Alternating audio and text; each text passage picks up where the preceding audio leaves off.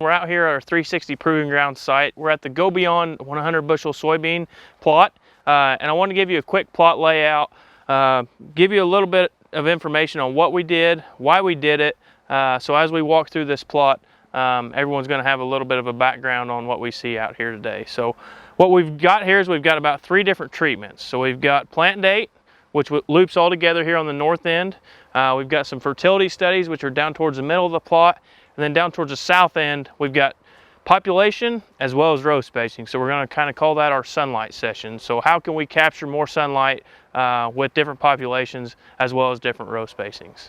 So for years we've been trying to push corn yields, but we've been comfortable in the past with 50 or 60 or even 70 bushel beans. But in recent years, with some of the advances in seed treatment and different things of that nature, we've seen bean yields take the next step. And what we want to try to do with this plot is we want to try to look at the things that we can control that are going to take bean yields to that next level. And we believe what we've got out here are things you can do with minimal input costs and minimal change in practices and still achieve those high yielding beans. So what we've done is change the planting date. We have heard through studies, through university and other trials, that planting date makes a big difference on the ending bushels. What we've done here is we've set up 5 different planting dates, starting at March 28th, ending with June 4th. The first thing you will notice is just the difference in growth from June 4th to March 28th. Along with that, there is a lot of difference in development stage along with pod count. Looking at these middle 3 rows, they are varying in dates from April 11th, April 23rd, and May 18th. You'll see there's very little difference between the middle 3 rows. We have to take into account the start that these plants got. It was cold, wet, rainy for the good part of April and May. So they kind of all acted very similar in the beginning. The other thing we also need to reference is on this March 28th planting, this actually was rained on, snowed on, ground was frozen, and still very little stand was lost. You want to trick the plant into thinking and going into reproduction while the days are still getting longer and the nights are still getting shorter. This will allow for reproduction to go on for a longer period of time, which will increase the number of nodes along with the number of pods set in the final. So as of last week, when we took our plot samples and figured yield, March planting currently stands about even with the April 11th planting also. But the key point is, when we did our counts, we did not take into effect the amount of blooms or the amount of pods that were beginning to grow. There was a substantial amount of pods and branching on that March 28th that we were not allowed to count. The April 11th and April 23rd planting dates had similar pod counts and similar yield estimates as of the day we took our counts. They also have a lot of blooms on them and a lot of pods yet to develop. The May 18th and June 4th planting dates were way behind. When we did our initial yield estimates for June 4th, it actually only was about a bushel an acre. The plant had just gotten into reproduction at that point and just was flowering. So it is way too early to know or to have a good handle on where that will end up. But by looking at it now, you can see that there is a huge difference between the top and the bottom of the plot, which should transfer into final yield. It's going to be hard for that June 4th planting to even come close to catching March 28th.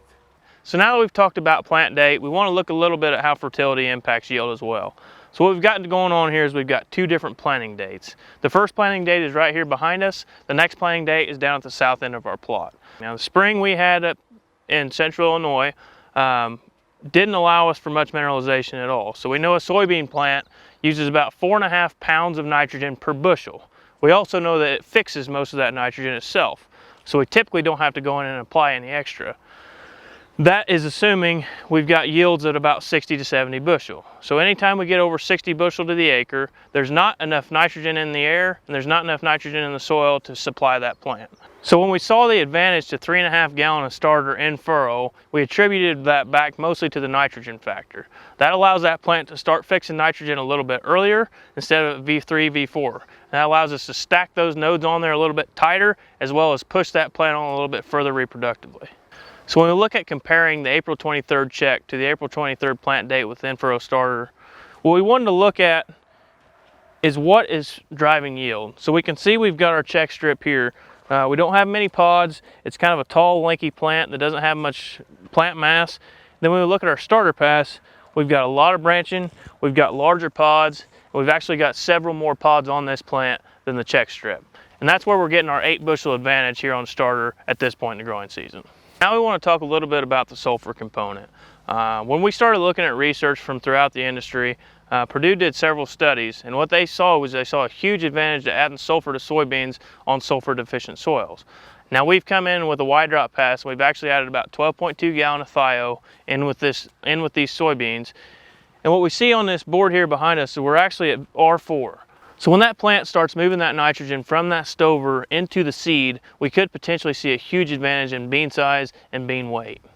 We see a huge advantage to putting a little bit of starter fertilizer in furrow with a soybean to get it off to a good start and to help that plant start fixing nitrogen early. The third and fourth part of this trial, we're going to look at row spacing along with population.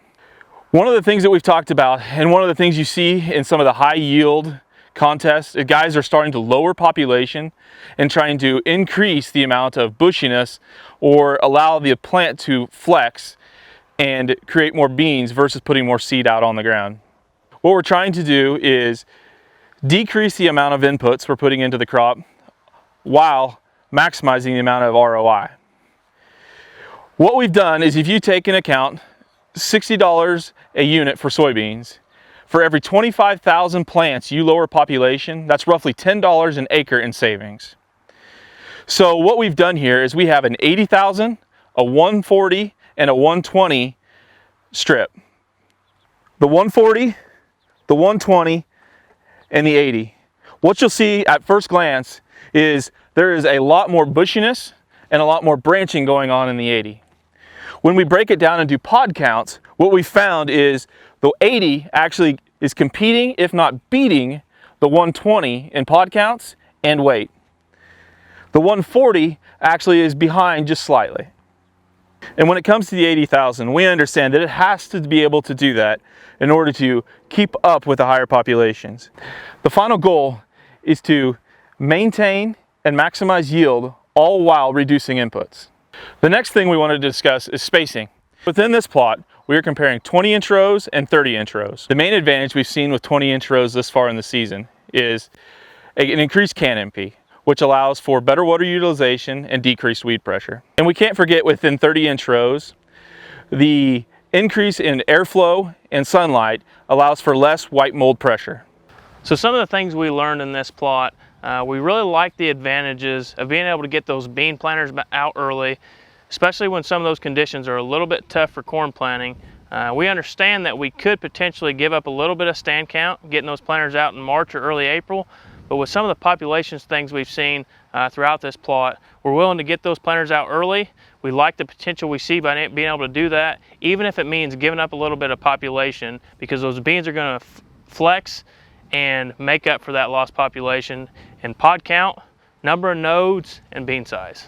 So along with being able to get those planters out early, we really like the advantage we saw with putting a little bit of starter in furrow and helping get that plant off to a good start. And as far as population goes, we've realized by doing this plot that we can afford to give up a little bit of stand count and still maintain our yield.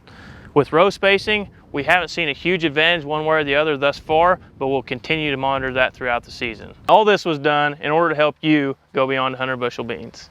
So we're out here today 6 weeks later. We started to see some trends play out early in August. It was a little bit too early in the season to tell what that was going to mean yield-wise. So we're out here today reevaluating, so let's take a look and see what we found. So the layout we've got here, the very right plant would be our March 28th plant date. To the left of that is our April 11th plant date. The center plant there would be April 23rd, and then May 18th, and then the far left would be our June 4th plant date.